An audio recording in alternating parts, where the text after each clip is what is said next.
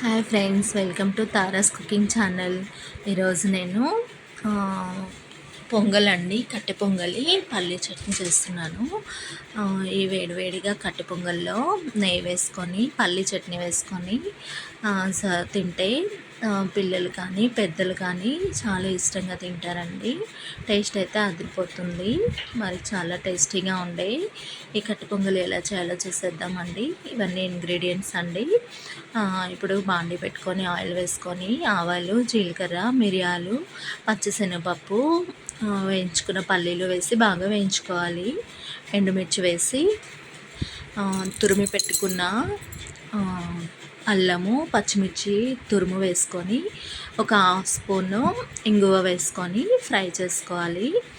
బాగా ఫ్రై అయిన తర్వాత కొద్దిగా పసుపు వేసుకోవాలి. పసుపు వేసుకొని ఫ్రై చేసుకోవాలి. నేను ఆల్రెడీ బియ్యము, పప్పు నానబెట్టానండి. 1 గ్లాసు బియ్యం రైస్కి హాఫ్ గ్లాసు పెసరపప్పు వేసి కడిగి సోక్ చేసి పెట్టుకున్నాను. ఇప్పుడు సోక్ చేసి పెట్టుకున్నటువంటి పెసరపప్పు కూడా వేసి తగినంత సాల్ట్ వేసి కొద్దిగా ఫ్రై చేసుకొని తగినన్ని వాటర్ వేసుకోవాలండి. 1.5 కప్పు బియ్యం పెసరపప్పుకి 4 కప్స్ వాటర్ వేసుకోవాలి. వేసుకొని మనం బాగా కుక్ చేసుకోవాలండి. రైస్ మెత్తగా కుక్ చేసుకోవాలి. ఒక 10 to 15 మినిట్స్ మూత పెట్టి కుక్ చేసుకుందాము. ఇంకా 10-15 మినిట్స్ తర్వాత మనకి పొంగల్ రెడీ అవుతుంది. ఇప్పుడు పల్లీ చట్నీ అండి. పల్లీలు ఆల్రెడీ వేయించి పెట్టుకున్నాను. చట్నీలోకి పచ్చిమిర్చి కూడా వేయించానండి. ఇప్పుడు వేయించి పెట్టుకున్నటువంటి పల్లీలు, చింతపండు ఒక రెబ్బ,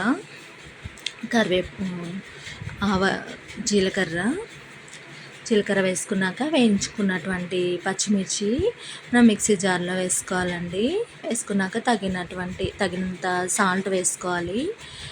వేసుకొని బాగా మెత్తగా మిక్సీ పట్టుకోవాలండి, పేస్ట్ లాగా.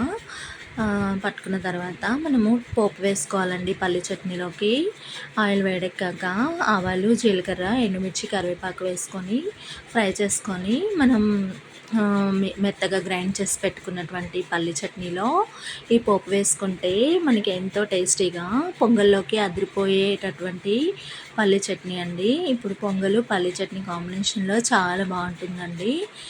పొంగల్ కూడా మనకి రెడీ అయిందండి. ఓకే అండి, నచ్చితే లైక్ చేయండి, షేర్ చేయండి, సబ్స్క్రైబ్ చేయడం మాత్రం మర్చిపోవద్దు. Thanks for watching.